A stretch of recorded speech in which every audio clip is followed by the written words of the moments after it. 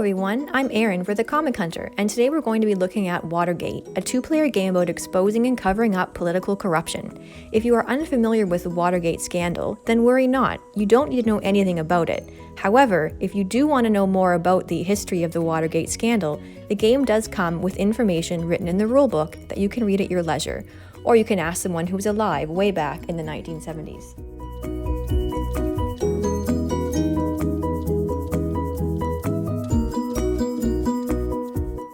Watergate will offer you and your opponent a tense tug-of-war game. Through the use of cards, you will try to outmaneuver and outsmart each other as you connect or block witnesses to Nixon by pulling evidence, initiative, and momentum on this track.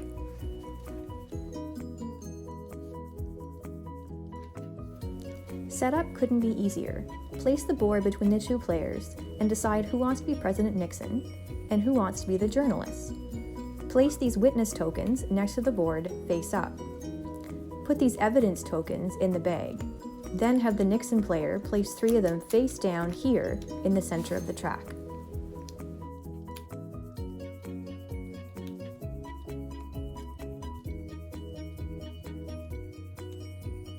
Put 1 red momentum token with the 3 evidence tokens and 1 white initiative token.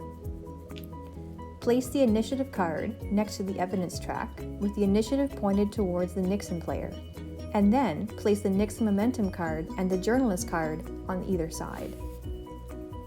Give each player their individual deck of cards. Then, as shown on the initiative card, the player with the initiative draws 5 cards and goes first, while the player without the initiative will only draw 4. However, this will change throughout the game, so don't worry about having 1 less card. And that's it! For the Nixon player to win, they must collect 5 red momentum tokens on their momentum card. Once they have done this, the game is over immediately. The journalist, however, will attempt to win by collecting witnesses and connecting 2 witnesses to Nixon, by collecting evidence and placing them from the witness to Nixon. To accomplish this, the players will use their own unique set of cards. The cards are made up of 2 parts. The top is the value part, and the bottom is the action part. The value part will show you how much you are able to move a piece of evidence that matches the color, or how much you are able to move the initiative or momentum tokens. So if there is a 2 on this card, I can move the blue evidence token 2 spaces towards me on the track, or I can move either the initiative or momentum tokens as well. This is important because after each round, the players will claim whatever is on their side of the track. So if I can move 1 piece of evidence and the 2 tokens to my side, then as the round changes, I'll be able to claim all 3. Move an evidence token as the journalist, you must play a card and then ask the Nixon player if any of the evidence tokens match the color. The Nixon player can then pick one of the matching colored evidence tokens and flip it face up so the journalist can move it. If there is no matching color, you as the journalist can move the initiative or momentum tokens. On their turn, the Nixon player can move any of the matching evidence tokens, but when they move it, it must be turned face up. If on my turn I move a piece of evidence, the initiative or momentum token, to the 5 space on my track, I'm able to claim that piece immediately, meaning my opponent won't be able to play a card to affect it. If you win evidence, you'll be able to place it on any matching color on the center board. As the journalist, you place it face up. As Nixon, you place it face down. A face-up token can be used to draw a connection from Nixon to one of the witnesses. A face-down evidence token will block that connection. After playing a card for its value, you place it in your discard pile. You cannot play the card for the value and the action. You must pick one. The action part of the card is a powerful one-time action. Read what it says to do and then remove it from the game. One example is I could use the value part of this Alfred Baldwin card to move 1 piece of evidence 3 spaces on the track. Or I could claim Alfred for my side. As Nixon, this means the journalist cannot connect evidence to Alfred to win the game.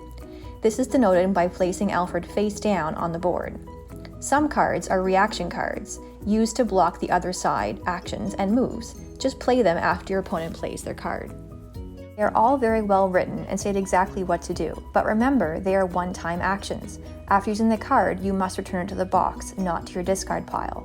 You won't be able to use the action again, and you won't be able to use the value points later. This means using the action part of the card is a powerful game-changing decision. You will get the advantage of the card, but then you could be weaker as you cycle back through your deck.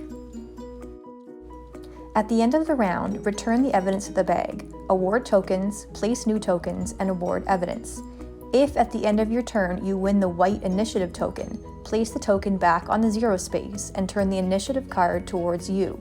You now draw 5 cards while your opponent draws 4. If you win the momentum token, place it on your momentum card.